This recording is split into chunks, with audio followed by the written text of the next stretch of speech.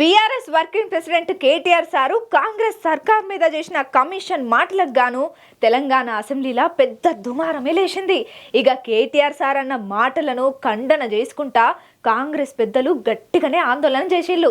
ఇక కేటీఆర్ సార్ మాటల మీద బగ్గరమైన డిప్యూటీ సీఎం బట్టి విక్రమార్క సారు క్షమాపణలు చెప్పాలని కేటీఆర్ కు డిమాండ్ చేసిండు.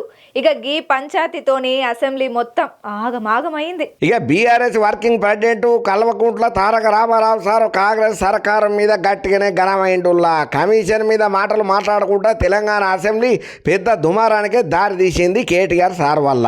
ఇక కేటీఆర్ సార్ అన్న మాటలను ఖండన చేసుకుంటా కాంగ్రెస్ సభ్యులు ఆందోళన అయితే గట్టిగానే సీత పట్టిండ్రయ్యా. ఇక ఈ మాటల మీద మండిపడ్డటువంటి డిప్యూటీ సీఎం బట్టి విక్రమార్క సారు కలగజేసుకొని క్షమాపణలు చెప్పాలని కూడా కేటీఆర్ సార్కు గట్టిగానే డిమాండ్ చేసిండు. ఇక ఈ ముచ్చటల్లా బట్టి విక్రమార్క మాటల మీద బీఆర్ఎస్ కూడా ఆందోళనకు దిగుడుతోని సభ మొత్తం ఆగమాగమయ్యే పరిస్థితి అయితే మోపైంది. ఇక శివరాఖరికి కేటీఆర్ అన్న మాటల మీద ప్యానెల్ స్పీకర్ రికార్డుల నుంచి తీసేసుడుతోని నిరసనగా బీఆర్ఎస్ వాకౌట్ చేసి అసెంబ్లీ నుంచి అవతల పడి నిరసనలను అయితే కంటిన్యూ చేయబట్టింది. మరి ఏందయ్యా ఎందుకు వచ్చింది పంచాయతీ ఏమా కథ అనంటే తెలంగాణ బడ్జెట్ సమావేశాలలో భాగంగా కేటీఆర్ సార్ మాట్లాడుకుంటా మంత్రులకు సంయమనం ఉండాలి, ప్రభుత్వ హామీలు అమలు చేయకుంటే బరాబర్ మేము అడుగుతాం, 30% కమిషన్ అని వాళ్ళ ఎమ్మెల్యేలే అంటున్నారు అని అనుడుతోని సభలో ఒక్కసారిగా రచ్చ స్టార్ట్ అయ్యిందుల్లా. ఇక కేటీఆర్ సార్ ఇట్లా అనుడుతోని ఎమ్మటే అందుకున్నటువంటి బట్టి విక్రమార్క సార్ రియాక్ట్ అవ్వకుండా ప్రభుత్వం మీద విమర్శలు చేసుడు మంచి పద్ధతి కాదు,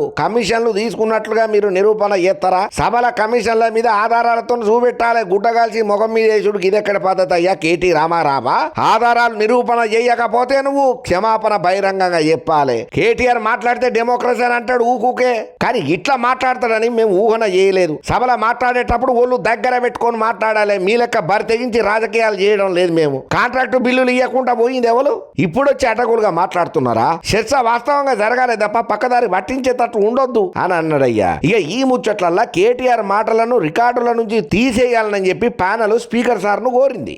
అయితే బట్టి సార్ మాటలను ఖండించినటువంటి బీఆర్ఎస్ సభ్యులు ఆందోళనకు దిగిండ్రయ్యా. కేటీఆర్ ను విమర్శించలేదన్న బట్టి సార్ ఒళ్ళు దగ్గర పెట్టుకొని మాట్లాడాలని మాత్రమే నేనన్నా, అన్పార్లమెంటరీ పదాలను మాత్రం నేను అస్సలే ఉపయోగం చేయలేదని చెప్పి బట్టి సారు ఆయనకు దోషిన ఎవరైనా ఆయన ఇచ్చుకుంటూ వచ్చిండు. అయినప్పటికీ కాంగ్రెస్ వర్సెస్ బీఆర్ఎస్ అన్నట్టే నడిచిందయ్యా పంచాయతీ. అటుపక్కనోళ్ళ నినాదాలు ఇటుపక్కనోళ్ళ లోల్లులు పంచాయతీలు, వాళ్ళ మాటలు వీళ్ళ మాటలు, ఎవరు ఏం మాట్లాడుతున్నారో అర్థం కాని గందరగోళ వాతావరణం అయితే పడ్డదయ్యా. ఇక శివరాఖరికి బట్టి మాటలను ఖండన చేసుకుంటా బీఆర్ఎస్ సభ్యులు ఎవరైతే ఉన్నారో వాళ్ళందరూ వాకౌట్ చేసిండ్రు. అసెంబ్లీ ఎంట్రీ 4వ మెట్ల కింద కూర్చొని అద్దురా నాయన ఈ 30% కమిషన్ ప్రభుత్వం, అద్దురా నాయన ఈ 30% కమిషన్ ప్రభుత్వం అనుకుంటా నినాదాలు గట్టిగానే చేసిండ్రయ్యా.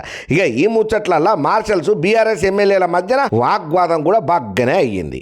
ఏందో ఏమోనోళ్ళ ఇక వీళ్ళ పంచాయతీ అందరు చూసినోళ్ళు అయ్యా మీకు అధికారం ఇచ్చి అందరం ఎక్కిచ్చి చట్ట సభలకి పోయి మా గురించి మా గోడు గురించి మా పరిస్థితుల గురించి వివరంగా చెప్తారని మేము మిమ్మల్ని ఎన్నుకొని అసెంబ్లీకి పంపితే మీరిట్లా తిట్టుకున్నడికే కాలం అంతా వెళ్ళిపోతే ఇక మా కష్టాలు ఎప్పుడు తీరుతాయి, మా కోసం ఎవరు చూస్తారని చెప్పి ఏం అర్థం కాని పరిస్థితులలో డైలామాలో ఉన్నారట తెలంగాణ పబ్లిక్.